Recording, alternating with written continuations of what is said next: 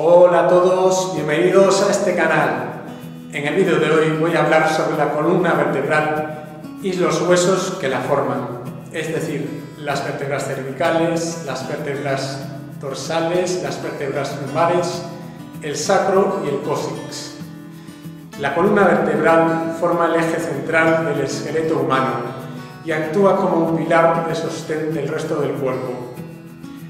También permite el movimiento corporal y en su interior aloja la médula espinal. La columna vertebral está formada por los siguientes tipos de vértebras: 7 vértebras cervicales, 12 vértebras dorsales o torácicas, 5 vértebras lumbares, 5 vértebras sacras que juntas constituyen el sacro y de 3 a 5 vértebras. La columna vertebral presenta diferentes tipos de curvaturas. En el plano sagital se pueden observar las cifosis, que son aquellas curvaturas que muestran una convexidad hacia atrás, y las lordosis, que son aquellas curvaturas que muestran una concavidad hacia atrás. En el plano frontal existen las escoliosis. Estas se consideran normales siempre que no superen los 10 grados. Teniendo en cuenta todo esto, podemos definir una lordosis a nivel cervical, una cifosis a nivel dorsal, una lordosis a nivel lumbar y una cifosis a nivel sacrococcígeo.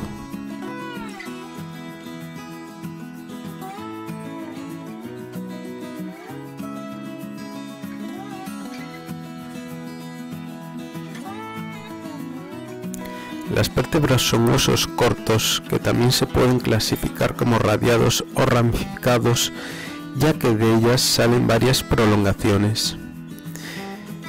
Una vértebra tipo tiene todas estas partes: un cuerpo vertebral, un macizo apofisario formado por 2 pedículos, 2 apófisis transversas, 4 apófisis articulares, 2 superiores y 2 inferiores, 2 láminas y una apófisis espinosa. Además tiene un agujero vertebral y un agujero intervertebral o de conjunción.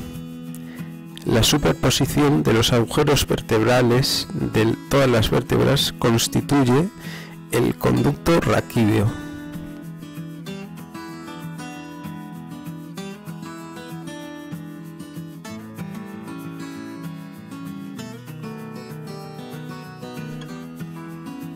Las vértebras cervicales son las 7 primeras vértebras que hay en la parte superior de la columna vertebral. Son las vértebras móviles más pequeñas. Se caracterizan porque hay un cuerpo alargado transversalmente. En la cara superior de ese cuerpo, a cada lado, están las apófisis semilunares. Estas se articulan con 2 escotaduras que hay a cada lado en la cara inferior del cuerpo de la vértebra superior. Las apófisis transversas de las vértebras cervicales se caracterizan por tener los agujeros transversos, rasgo definitorio de este tipo de vértebra. Además, las apófisis transversas son bituberculosas, es decir, hay un tubérculo anterior y un tubérculo posterior. Las apófisis articulares superiores e inferiores forman una columna articular abultada lateralmente a la altura de la unión entre el pedículo y la lámina. La apófisis espinosa es bífida.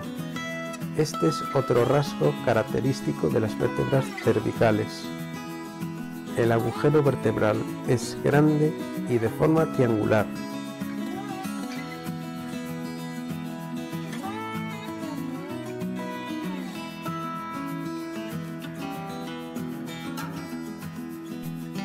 Existen 2 vértebras cervicales que destacan por ser muy distintas a las demás. Estas son el atlas y el axis. El atlas es la primera vértebra cervical y tiene forma de libro abierto. Se encarga del sostenimiento del cráneo. destaca por carecer de cuerpo vertebral y no poseer una verdadera apófisis espinosa. Entre sus partes destaca por tener un arco anterior y un arco posterior. Cada arco tiene su propio tubérculo. El tubérculo anterior, situado en la parte medial y anterior del arco anterior, y el tubérculo posterior, situado en la parte medial y posterior del arco posterior. Además, en la parte posterior y medial del arco anterior hay una superficie que es cóncava y que se articula con la cara anterior de la apófisis odontoides del axis, formando la articulación odonto-atloidea. A cada lado del atlas están las masas laterales. En su parte superior está la cavidad glenoidea. Esta es una superficie articulada que tiene forma de suela de zapato y se articula con los cóndilos del occipital.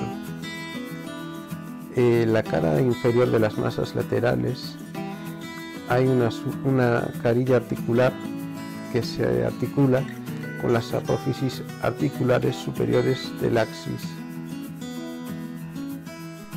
Al igual que las demás vértebras, encontramos las apófisis transversas.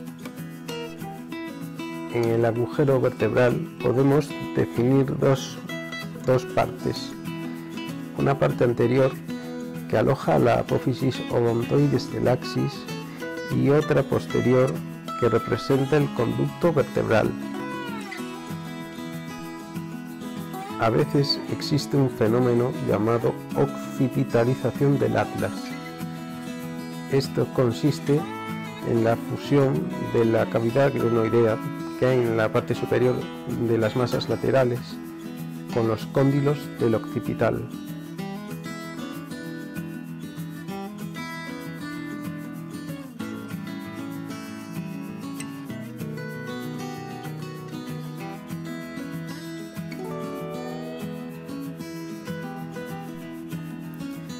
El axis es la segunda vértebra cervical. Esta es el pivote sobre el que rota el atlas y por lo tanto la cabeza. El cuerpo destaca por poseer en su parte superior y media la apófisis odontoides. En ella distinguimos un cuello y un cuerpo. La apófisis odontoides se articula en su parte anterior con la parte posterior y medial del arco anterior del atlas. Otras partes que identificamos en el axis son dos apófisis articulares superiores, dos apófisis articulares inferiores, un par de láminas y en el centro de todo el agujero vertebral, que se caracteriza por ser de forma triangular con la base en la parte anterior.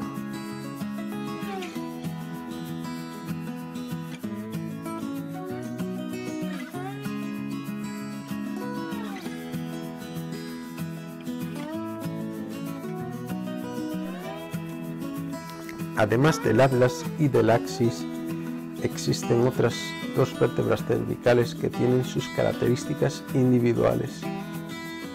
La sexta vértebra cervical tiene unas apófisis transversas más gruesas que las demás vértebras. La séptima vértebra cervical tiene un cuerpo más voluminoso, unas apófisis transversas unituberculosas y una apófisis espinosa que es larga y saliente. Este hecho hace que se conozca a la séptima vértebra cervical como la vértebra prominente. Las vértebras dorsales o torácicas son 12 en total. Su tamaño va aumentando gradualmente en sentido descendente. Todas se pueden distinguir por las carillas costales que presentan en los lados de sus cuerpos. El cuerpo de las vértebras dorsales es redondeado. Este posee una hemifaceta costal superior y una hemifaceta costal inferior. Las apófisis transversas disponen de una faceta costal que se articula con la tuberosidad del extremo posterior de las costillas. La apófisis espinosa es larga y prismática triangular.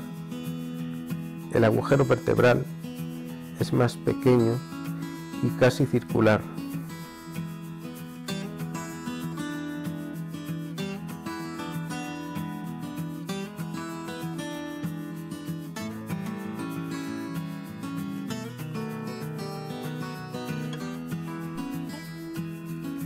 Las 5 vértebras lumbares difieren de las otras por su mayor tamaño, por la ausencia de carillas costales y de agujeros transversos. El cuerpo de las vértebras lumbares es muy voluminoso. Las apófisis transversas son delgadas y largas, salvo la 5ª vértebra lumbar, que es más robusta. Se les llama apófisis costiformes. En la cara posterior inferior de la raíz de cada apófisis transversa podemos encontrar la apófisis accesoria. Las apófisis articulares superiores poseen carillas articulares verticales suavemente cóncavas. Las apófisis articulares inferiores son cilindroideas, convexas y orientadas hacia afuera y ligeramente hacia adelante. Por fuera de la implantación de la apófisis articular superior encontramos la apófisis mamilar. La apófisis espinosa es cuadrilátera y robusta. Esta se dirige horizontalmente hacia atrás. Se engrosa a lo largo de sus bordes posterior e inferior. El agujero vertebral tiene forma triangular, de lados iguales y relativamente pequeño.